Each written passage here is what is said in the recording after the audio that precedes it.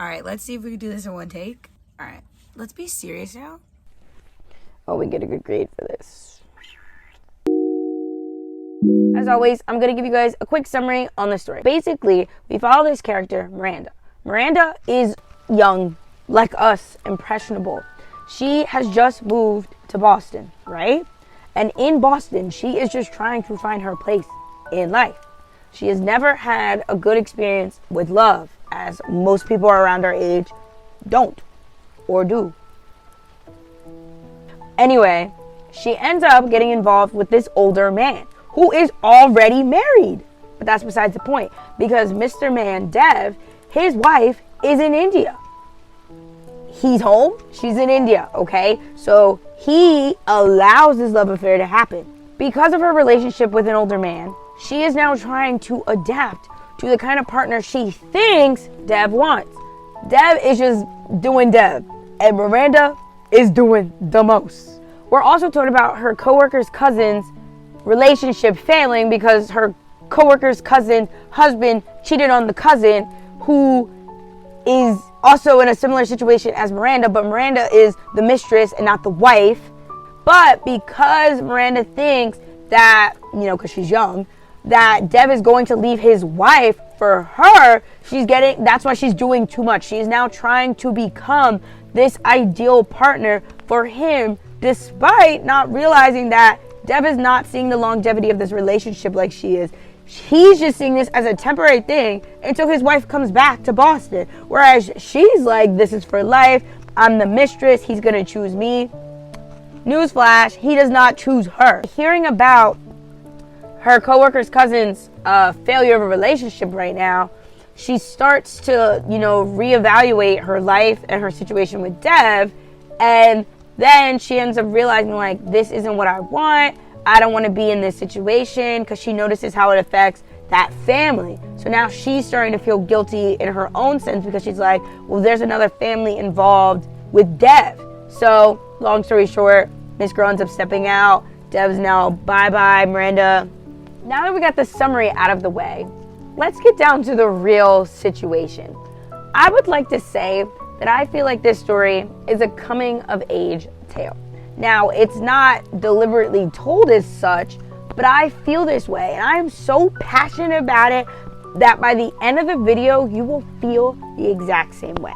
There are a lot of instances throughout this story that I'm like, as a young person, as the Miranda of my own world, I feel like I've been in situations where I'm like, I want that for me.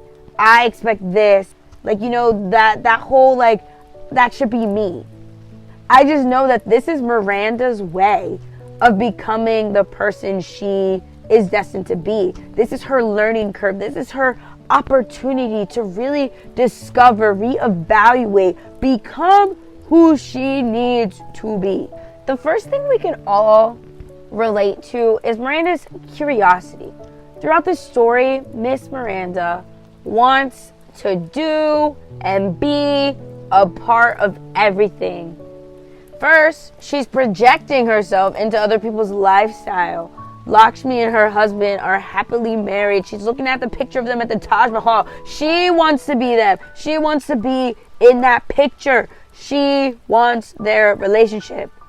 Projecting. She's curious. She wants to know how it feels to be in a loving relationship. Miss Girl is trying to invest in Indian culture. She is projecting in a lifestyle she physically can't be in. She's so obsessive. She's so in tune with him that she wants to be a part of who he is, his identity, an identity she physically cannot put herself into. Once she was called sexy, she was trying to uphold this idea that she really wasn't fitting. The man just said it, and you're already trying to change yourself to fit into a box. Why are you trying to obtain a sexy for Dev? Why are we not obtaining a sexy for Miranda? You know what I'm saying? So curiosity, I mentioned it again. Miranda is a curious little soul, as you and I are, right? We want to know, why this book? Why this character? Miranda's curiosity is a driving point for the whole story. It helps the reader understand why she's so careless, why she's so impressionable, why she is so naive in every action and everything that she says. As young adults, it is very easy for us to fall into the same sense of curiosity as Miranda. We want to know what it's like to get to the end goal before receiving or before obtaining each stepping stone to get to the lifestyles we want. Miranda wants to be like Lakshmi and her husband. You've never had a good relationship before, so maybe get with a man who's not married, and maybe you might get to happy marriage. While Dev was at the airport, Miranda went to Feline's basement to buy herself things she thought a mistress should have. Since at the time, post Dev telling her that she's sexy, they have only been seeing each other for a few weeks. And because it's only been a few weeks, her fantasies are getting the best of her. She's so consumed overthinking something that she hasn't even discussed with this man. Tall, dark, and handsome is like, this is a fling, and Miss Girl thinks this is for life. At this point, Miranda's own logic is very childlike. She's kind of mimicking the environment around her. She sees a mistress as the winning girl. Like, oh, your man's cheating on you with me. I'm the prize. No. Again, while addressing Miranda's curiosity in the world, let's not forget, Miranda's only 22. How many 22-year-olds do you know? Because I know a lot right now, but how many 22-year-olds do you know that isn't curious, that isn't projecting, that isn't trying to fit a lifestyle they might just not be ready for yet? So let's talk about how this short story was written. I thought it was a very intriguing author decision at the beginning to make the point of views seem intertwined, crossing. I thought it was very interesting that at first we are talking about Lakshmi's cousin being cheated on, but then it would switch the point of view or the perspective to Miranda and Dev having their affair. As the reader, is Lakshmi's husband Dev? But then you're like, no, it's not. It's cleared up, it's not. But that still left a very interesting take while first reading this story. Why do we keep going back and forth? Is the author trying to tell me that this girl is the mistress? But no, that's not the case at all. As Lakshmi is literally telling Miranda about the affair, Miranda is, thinking about the rendezvous with Dev. Someone is telling you about an affair and you are in one, it might make you think like, this is really affecting somebody else, like damaging somebody else's life. Maybe I should reconsider my own. But no, her ignorance, her childlike curiosity to see where things go with Dev overtakes all of that logic, and she's just sitting there like, but I have Dev. His wife is away, he's all mine. She basically feels chosen.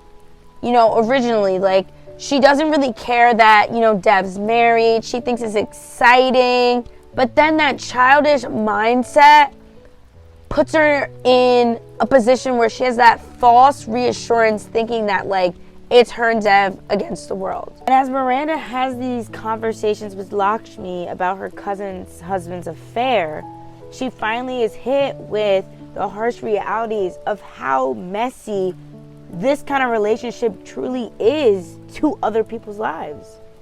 After babysitting Rohan for Lakshmi and her cousin, Miranda finally comes to terms that she no longer wants to be a part of this affair. She no longer is letting that effect of being called sexy take over and become this new persona of hers. She is able to do this that is the turning point of the story. This is her moment of overstepping that curiosity and really taking the perspective of the adult, seeing that being a part of an affair is not really something to be glorifying.